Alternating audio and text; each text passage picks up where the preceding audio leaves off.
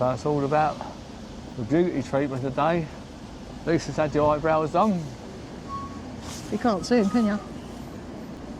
I'm looking to get rid of my Freddie West haircut, but that shouldn't be a problem. Just finding a place for a bit of a waxing now. Personal. Lisa needs a lady garden doing. Alright, there's no need to tell everyone, babe. With the Lady Garden Centre being fully booked until tomorrow, we head off to see the area's most famous landmark. It's the remains of a concrete ship and it's called SS Crete Boom. What's the history of that? I can give you the history on that. Good, because I'm going to bloody tell you anyway. This vessel is 38 metres and 267 tonnes. They actually started building them in 1917 to help in the war effort. They were building 12 tugboats and 52 barges. However, these were not completed until 1922. Due to this, the Crete Boom started with a shipping company and was shipping coal to and from the United States. Unfortunately, the company went out of service and it was basically left derelict for years until it eventually fell in the hands of the Ballina Harbour Commission in 1937, who were going to use it to divert flowing waters in the river. When SS Crete Boom was being towed here, it hit another vessel, ended up with severe damage and sunk. SS Crete Boom was refloated in the 1970s and was brought to its final resting place, which is where you see it today.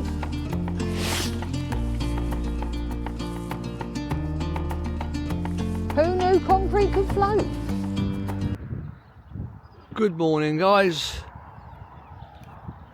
And after coming up yesterday to see the boat while killing a bit of time, we decided to stay here for the evening. We pulled up in this big, looks like new car park, and there's a workman going down. They didn't say anything, so we said, you know what, let's stay here rather than looking for a park up. So we stayed here, relatively quiet. There is that road behind us. You can just hear a big lorry going up it, but it wasn't too bad here at night. Weirdly, people did come in the car park late in the evening, but I suppose it was Friday night. Town up the road is quite big. Maybe they come in to do who knows what.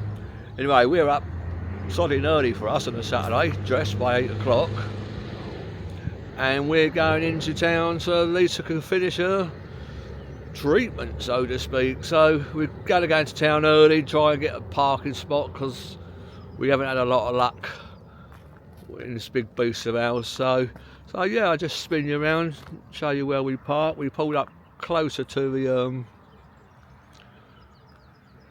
concrete boat yesterday. In the end, we thought it'd be a bit more conspicuous.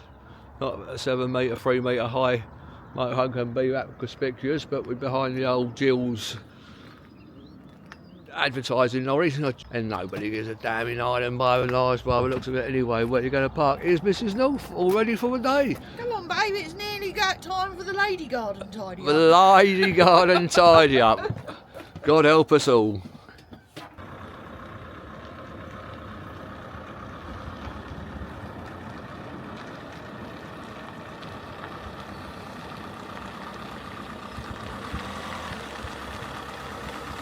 One thing that is a struggle in some of these towns is parking for such a big vehicle.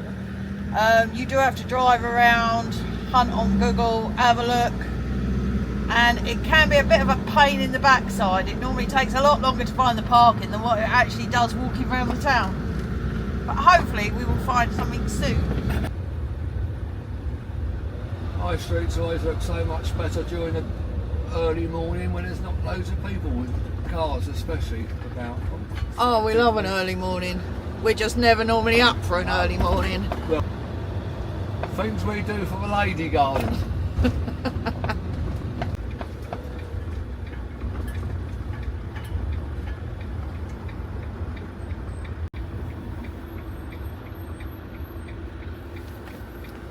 I think that'll do. Not a bad view of the cathedral. And it's £3 a day for parking.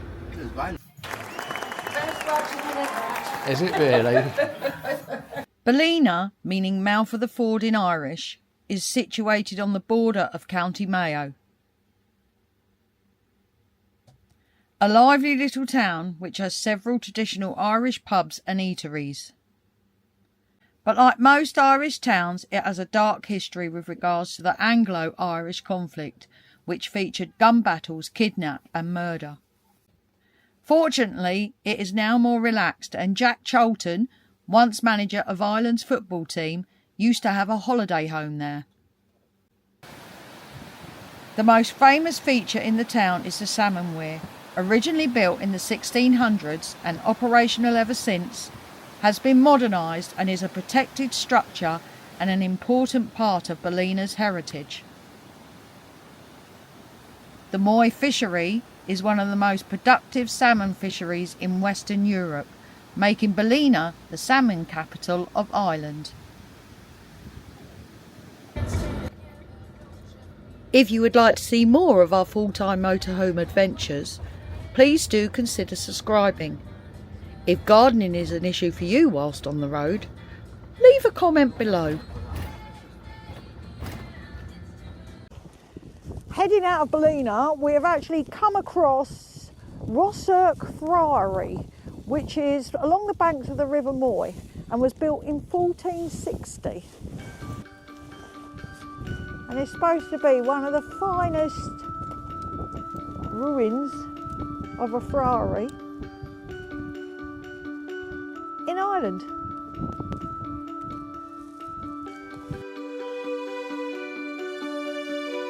you know that, Spence? Ah, caught me unawares. Yes, I did. You did? It's got a lot of history to it, and Lisa's very going to kindly tell you all about it while I carry on with my humbug. It was built in the 1460s by the Joyce family, and it was built for the friars of the Franciscan Third Order Regular. If I got that right, that is one hell of a mouthful. And basically it was built for the people that wanted to live a quiet life within the church, but unfortunately were married, so they couldn't join the First or Second Order. You're never going to live a quiet life if you're married, that's for sure. It did suffer destruction in the 1500s during the Reformation. That'll be down to Henry VIII then.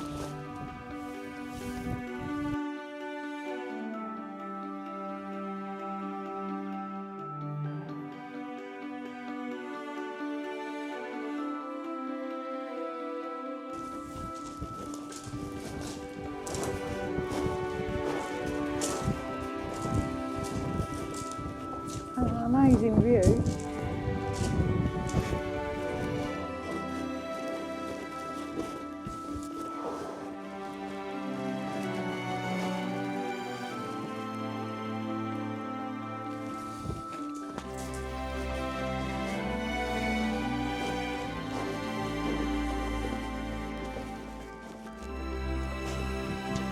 Pretty cool, isn't it? Very cool. You want to see why it's kind of a nice one, isn't it? Yeah, certainly well preserved, with a lot of it left standing too. This is England. If this is England, they charge you about £10 to get in. Yeah, but it's not England, it's Ireland. True story.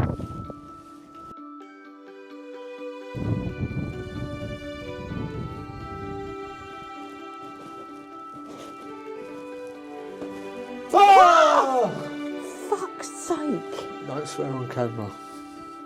Well, don't do that kind of crap then. Just a bit of fun, babes. No, it's not. If I'd have had a heart attack, you'd have to have got a bloody ambulance here. There's a defib outside. Cheeky bloody git. In this little area here, we'd have had little basins in to wash all the sacred vessels before they were used. And these are angels that have been carved in. Still pretty well preserved.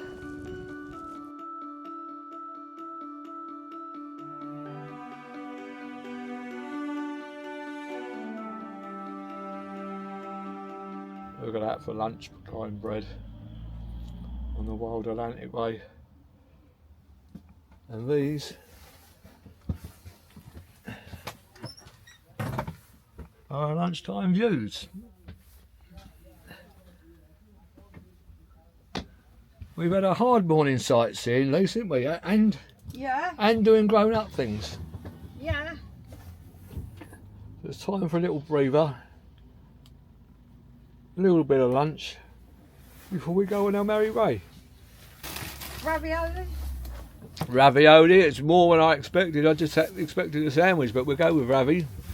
We're running out of sandwich bits. Oh no. Yeah. We've always got Marmite up there, hon. You can't go wrong with Marmite. And there is a simple van life lunch for simple van lifers. So that's lunch done. Nice and easy, very tasty. Can't argue with that. Soon be time to get on our merry way. About time you did some work. Doing some work. Just like to put in there. What are these all about? The last 2 minutes, I will get a new one out, but I can't be bloody arsed. Has anyone got a better option? I don't know. We got bloody brushes. They don't get in with nooks and crannies, do they? Let us know if you've got a better option. Because we'll keep going with that. No, even I can't keep going with that anymore. I'm not going to lie. We keep going with it and you end up leaving a bit in your washing up.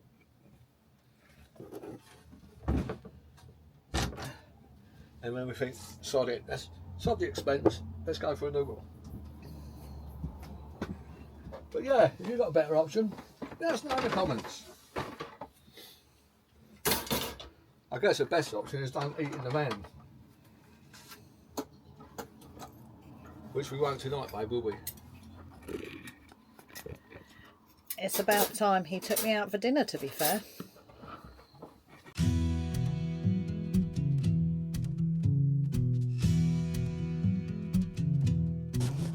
Some of the areas that I find aren't initially on the map of the Wild Atlantic Way route, the official route.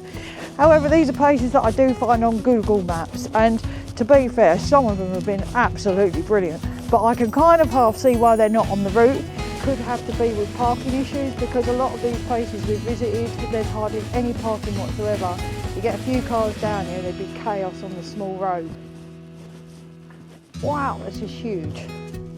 The Priory of the Holy Cross here at Rathfran was founded for the Dominicans in 1274.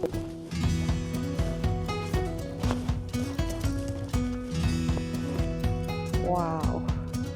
Though much of the priory was rebuilt in the 15th and 16th centuries, the church is largely 13th century.